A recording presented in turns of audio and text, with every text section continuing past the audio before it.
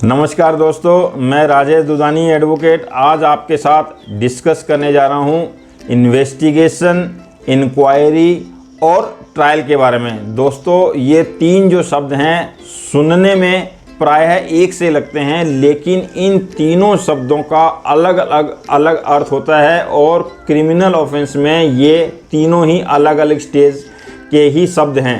यानी कि जब कोई भी ऑफेंस कमिट होता है और ऑफेंस कमिट होने के बाद में या तो एफआईआर दर्ज होती है या फिर प्राइवेट कंप्लेंट जो है दर्ज की जाती है।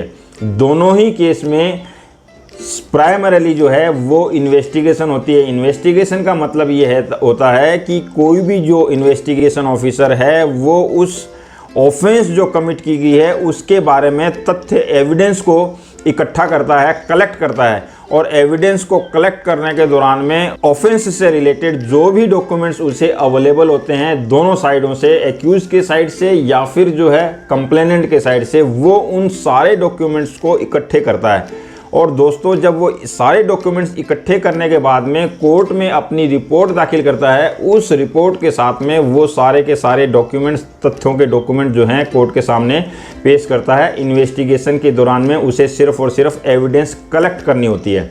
अब दोस्तों, जब वो एविडेंस कलेक्ट करने के बाद में कोर्ट के सामने प्रस्तुत करता है तो कोर्ट ये देखती है कि क्या एविडेंस जो कलेक्ट की गई है वो सफिशिएंट है या फिर फर्दर उसमें और कोई गुंजाइश रह जाती है।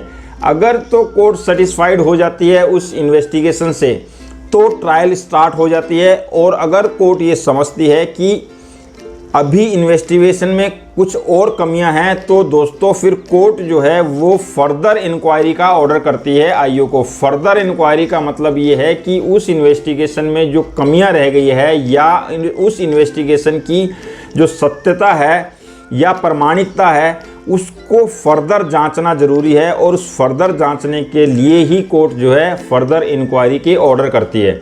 दोस्तों, कई बार ऐसा देखा जाता है कि इन्वेस्टिगेशन के दौरान में जो इन्वेस्टिगेशन ऑफिसर है वो या तो नेग्लिजेंसी के कारण, किसी इन्फ्लुएंस के कारण जो है प्रॉपर इन्वेस्टिगेशन नहीं करता, और उस प्रॉपर इन्वेस्टिगेशन को नहीं करने के कारण वो पूरे तथ्य कोर्ट में पेश नहीं कर सकता, और कोर्ट ये समझती है कि फर्दर इसमें जो है इंक्वायरी की ज़रूरत है। तो दोस्तों, कोर्ट जो है फर्दर इंक्वायरी के ऑर्डर कर देती है।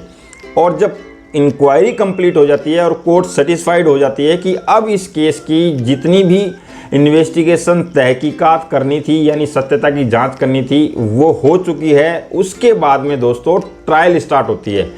ट्रायल जो है वो एक अंतिम चरण है क्राइम का, यानी कि किसी भी क्राइम को करने के बाद में इन्वेस्टिगेशन, देन इंक्वायरी और उसके बाद ट्रायल। दोस्तों, एक बात मैं क्लियर करना चाहूँगा कि इन्वेस्टिगेशन और इंक्वायरी फाइनल नहीं मानी जाती, ट्रायल जो है वो फाइनल माना जाता है। अगर ट्रायल के दौरान में अभियुक्त जो है वो ये बात पेश करने में सफल हो जाता है कि उसने वो घटना नहीं की यानी वो क्राइम उसने नहीं किया, तो दोस्तों फिर वो व्यक्ति जो है अंत में जाके एक्विट भी हो सकता है, यानी वो दोष मुक्त भी हो सकता है। ये ज़रूरी नहीं है कि इन्वेस्टिगेशन और इंक्वायरी के दौरान में आए तथ्य जो है वो फाइनल ही माने जाएंगे। अगर आपने उन तथ्यों का रिबटल कोर्ट में ट्रायल के दौरान कर दिया तो आप अंत में जाके एक्विट भी हो सकते हैं।